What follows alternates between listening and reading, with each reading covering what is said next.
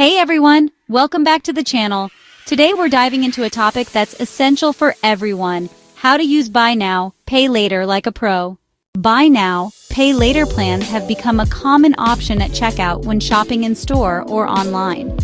Some plans, like the pay in 4 option, are appealing since they typically don't charge interest or require a hard credit check that impacts credit scores. These plans may seem like another payment method next to debit or credit, but they are installment loans that divide your purchase into several payments, with the first one typically due at checkout. The Consumer Financial Protection Bureau's latest rule, as of May 2024, further clarifies that buy now, pay later lenders are credit card providers. They must provide some of the same legal protections and rights that apply to credit cards, such as the ability to get a refund after returning a product.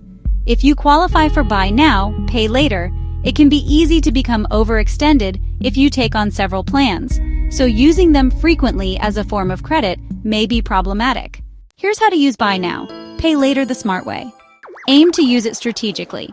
A buy now, pay later plan can make sense to free up cash flow if you know you'll have the money to pay it off based on the terms. Review your budget to see whether a buy now, pay later purchase is truly affordable before accepting it. Given that they are loans, avoid reliance on these plans to cover basic necessities if possible. Frequent use of these plans to make ends meet could indicate that you need a financial strategy before an unexpected emergency or setback puts you in the red. They can look at their budget in general, says Trent Graham, a program performance and quality assurance specialist at GreenPath, a nonprofit credit counseling agency. What's the cash coming in compared to the cash going out without use of credit? What are options or ideas on cutting back on expenses or increasing the income, one of the two, to balance that budget out? If possible, leave space in your budget for unforeseen expenses. Ideally, an emergency fund can cover unexpected costs that may arise to stay on track. Avoid taking on too many plans at once. Buy now, pay later lenders may not report ongoing payments to major credit bureaus, so they might not have visibility into the number of plans you hold with different companies. As a result, it's possible to become overextended. If you do have several buy now, pay later plans open at the same time, keep on top of varying terms and due dates. Graham suggests staying organized with budgeting apps, a notebook, a calendar, or other ways to track and plan for these loans. Choose an option that works for you. 3. Pay on time. Buy now, pay later plans are a form of credit, but they don't typically help build it. In some cases, in fact, they can harm your credit. Payment history usually isn't reported to credit bureaus for buy now, pay later plans at this time, but missing a payment could have adverse ripple effects, depending on the lender. Paying late can lead to fees or a frozen account that prevents purchases. Eventually, the debt can be charged off and may be turned over to a debt collector. These actions can be reported to credit bureaus and hurt your credit history. If you anticipate trouble paying on time, some lenders may allow changes to payment due dates. Again, while it's not recommended to juggle too many buy now, pay later plans at once, staying organized can keep them manageable.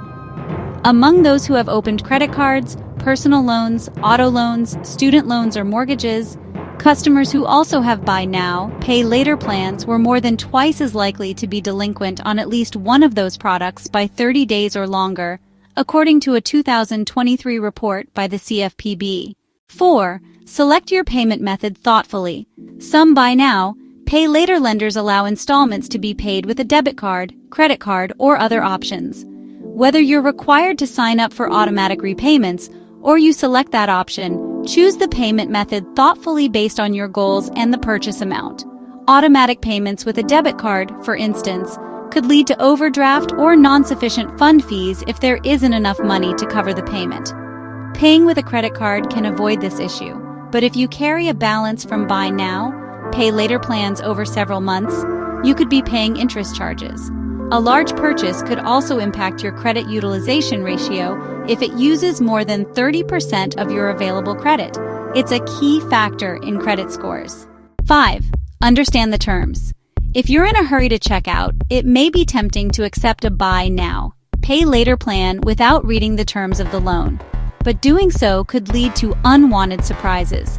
The terms aren't the same for all lenders, and they sometimes aren't easy to find. Track them down on the lender's website and read them carefully to know what to expect from the plan, including any potential fees. And that's it for today's video. If you found this video helpful, give it a thumbs up and share it with someone who might benefit from it. Don't forget to subscribe for more content like this. Thanks for watching, and I'll see you in the next video.